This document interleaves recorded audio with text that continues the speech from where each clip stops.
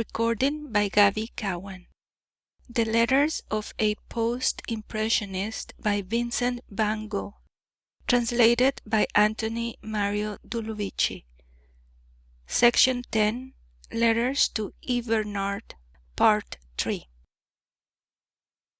I have just finished the portrait of a little girl of 12. Her eyes are brown, her hair and eyebrows are black. She has an olive skin and stands before a white background containing a strong tinge of emerald green, in a blood red jacket with violet stripes, a blue skirt with large orange colored spots, and an oleander flower between her dainty little fingers. This study has exhausted me to such an extent that my head does not feel like writing. The Bible is Christ, for the Old Testament works up to his climax. St. Paul and the evangelists live on the other side of the Mount of Olives. How small this history is! Heavens! Here it is in a couple of words. There seem to be nothing but Jews on earth, Jews who suddenly declare that everything outside their own race is unclean. Why did not all the other southern races under the sun, the Egyptians, the Indians, the Ethiopians, the Assyrians, and the Babylonians, write their annals with the same care? It must be fine to study these things, and to be able to read all this must be about as good as not being able to read at all. But the Bible, which depresses us so much, which rouses all our despair and all our deepest discontent, and whose narrow-mindedness and parlous folly tear our hearts in two, contains one piece of consolation, like a soft kernel in a hard shell, a bitter core, and that is Christ. The figure of Christ, as I conceived it, has been painted by Delacroix and Rembrandt, and only Millet painted Christ's teaching. At the rest of the religious painting I can only smile commiseratingly, not from the religious but from the pictorial standpoint. The early Italians, Flemings, and Germans are, in my opinion, pagans, who interest me only as much as Velázquez and so many other naturalistic painters do. Of all philosophers, sages, etc., Christ was the only one whose principal doctrine was the affirmation of immortality and eternity, the nothingness of death, and the necessity and importance of truth and resignation. He lived serenely as an artist, as a greater artist than any other, for he despised marble, clay, and the palette, and worked upon living flesh, that is to say, this marvelous artist who eludes the grasp of that coarse instrument, the neurotic and confused brain of modern man, created neither statues, nor pictures, nor even books. He says so himself quite majestically. He created real living men, immortals. That is a solemn thing, more particularly because it is the truth. This great artist, then, wrote no books. There can be no doubt that Christian literature on the whole could only make him indignant, for how seldom is anything to be found among its productions that could find favour beside the Gospel of St. Luke and the Epistles of St. Paul, which are so simple in their austere and warlike form? But even if this great artist Christ scorned to write books about his ideas and sensations, he certainly did not despise either the spoken word or still less the parable. What a vigour there is in the parable of the sower, the harvest, and the fig tree! And who would dare tell us that he lied when, in predicting the downfall of the Roman state, he declared, "Heaven and earth shall pass away, but my words shall not pass away." These spoken words, which he, as a grand seigneur, did not even think it necessary to write down, are the highest pinnacle ever attained by art. In such pure altitudes, art becomes a creative force, a pure creative power. Such meditations lead us far afield, very far afield. They even elevate us above art. They give us an insight into the art of moulding life and of being immortal in life itself. And still they are not unrelated to painting. The patron saint of painting, Saint Luke, doctor, painter, and evangelist, whose device, alas, is an ox, is there to give us hope, but our true and real life is really a humble one. We poor unhappy painters are vegetating beneath the besotting yoke of a craft which is barely practicable on this ungrateful planet, whereon the love of art makes us unable to taste of real love. As, however, there is nothing to gainsay the supposition that there are similar lines, colors, and forms on innumerable other planets and suns, we may be allowed to retain a certain amount of good spirits in view of the possibility that we shall be able to paint among higher conditions and in another and different life, and that we shall reach that life by a process which perhaps is not more incomprehensible or surprising than the transformation of a caterpillar into a butterfly, or a grub into a cockchafer. The scene of this existence for the painter butterfly could be one of the innumerable stars which, when we are dead, might perhaps be as accessible to us as are the black spots that in this terrestrial life represent the cities and towns on our maps. Science! Scientific reasoning seems to me to be a weapon which with time will develop in quite an unsuspected manner. In the old days, for instance, the world was supposed to be flat. This was perfectly right too. It is still flat between Paris and Asnières. This, however, does not alter the fact that science proves the earth to be round, a fact no one any longer disputes. Now, in the same way, it is assumed that human life is flat and that it leads from birth to death. Probably, however, life also is round, and much vaster in its extent and its capacities than we have suspected heretofore.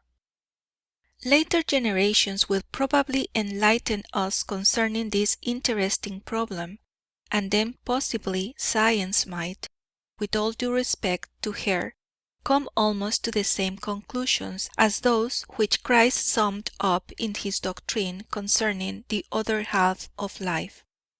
However this may be, the fact remains that we painters are living in the midst of reality, and that we should breathe our spirit into our creations as long as we ourselves continue to breathe. Oh, what a beautiful picture that is of Eugene Delacroix, Christ on the lake of Gennesaret, he with his pale yellow halo, asleep and luminous, bathed in a glow of dramatic violet, dark blue, reddish blue, and the group of frightened disciples upon the terrible Viridian sea, with waves reaching up to the top of the frame. What a splendid conception!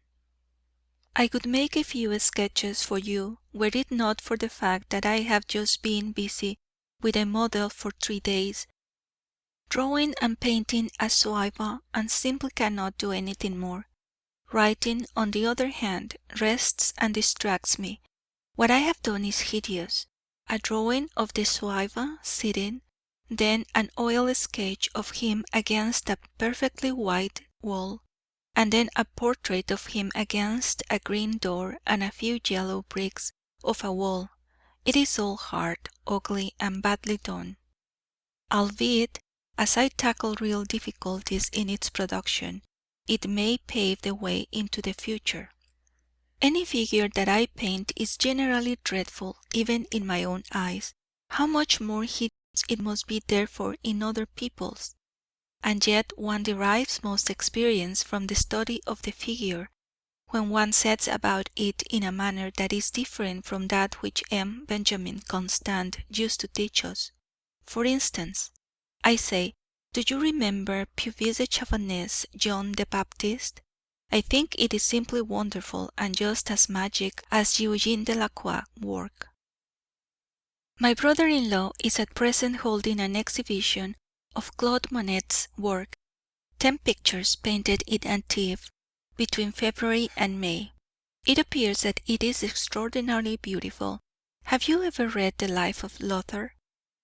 It is necessary to do this in order to be able to understand Cranach, Holbein, and Duras.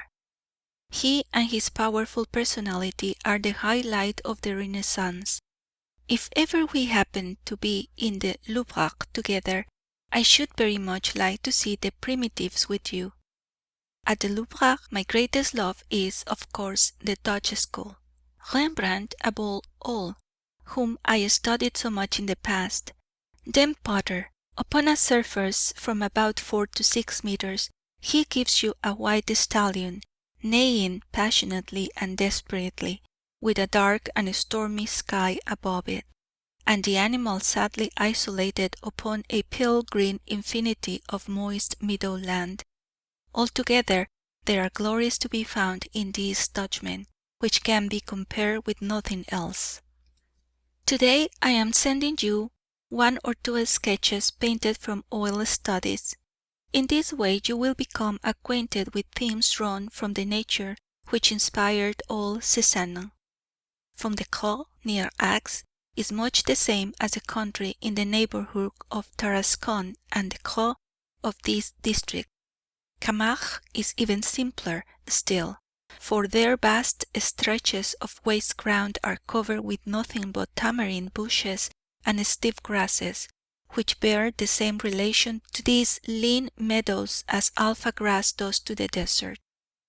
As I know how very fond you are of Cézanne, I thought that these sketches from Provence would please you, not because there is any trace of resemblance between my drawings and Cézanne's, God forbid that I should mean that, any more than there is between Monticelli and myself, but I passionately love the same country as they loved so much, and for the same reasons, the coloring and the definite drawing. When I used the word collaboration some time ago, I did not mean that 2 or 3 painters should work at the same picture, but that they should each produce different works, which nevertheless should belong to and complete one another. Look at the early Italians, the German primitives and the Dutch school, and the later Italians. Do not all their works together quite involuntarily constitute a group, a series? As a matter of fact, the Impressionists also constitute a group despite all the wretched domestic warfare, in which both sides, with an enthusiasm worthy of a better cause, endeavour to eat each other up. In our northern school, Rembrandt is lord and master, for his influence is felt by every one who approaches him. For instance, we find Paul Potter painting animals at drought and passionate, in storm, sunshine, and the melancholy of autumn, while this same Potter, before he knew Rembrandt, was dry and feeble. Rembrandt and Potter are 2 men who are as closely related as brothers, and even if Rembrandt never put a brush stroke on Potter's pictures, Potter and Ruysdael nevertheless have to thank him for all the best qualities their work possesses, that intangible something which thrills us to the core when we succeed in recognizing a corner of old Holland, à travers le tempérament. Besides, the material difficulties of the painter's life render something in the way of collaboration and combination between artists and a very desirable thing, such as existed at the time of St. Luke guilds. For if only they would appreciate each other as good as comrades instead of being always at loggerheads, they might considerably alleviate one another's difficulties. Painters would then be happier, and in any case less ridiculous, foolish, and vile. But I don't wish to insist on this point.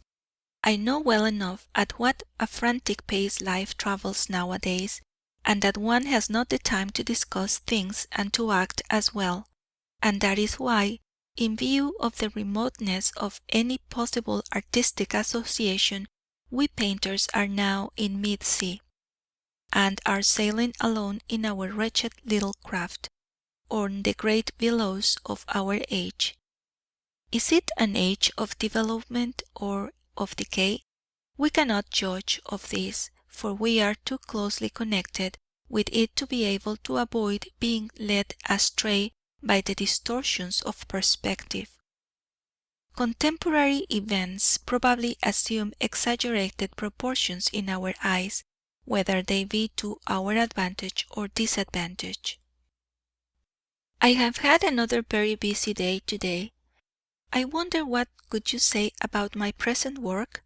In any case, you would seek it in vain for Cézanne's conscientious and almost timid brush stroke, as however I am painting the same stretch of country, La Creux and La Camargue, although from a somewhat different standpoint. You might after all find some of my colouring reminiscent of his work. How do I know? At times I have thought involuntarily of Cézanne, when I happen to recall his clumsy brush strokes. Excuse the word clumsy. In many a study which probably he painted in a strong north wind. As half the time I have to contend with the same difficulties, I can understand how it is that Cézanne's brush stroke is sometimes firm and steady, and at other times clumsy. His easel shook. Once or twice I have worked at a mad speed. If it is wrong to do so, I cannot help it. For instance, I painted the summer evening on a canvas about 35 inches by 35 inches at one sitting. Could I work on it again? Impossible. Why should I spoil it?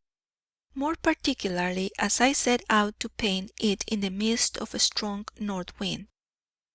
Are we not much more keenly in search of strength of conception than of sober brush work? And after all, is it always possible to work in a quiet and perfectly regular manner when painting is, which is a first impression on the spot itself and from nature? Upon my soul, this would seem to me just as impossible as in fencing. If only painters could unite in order to collaborate in the production of great things, the art of the future might then give us examples of their work.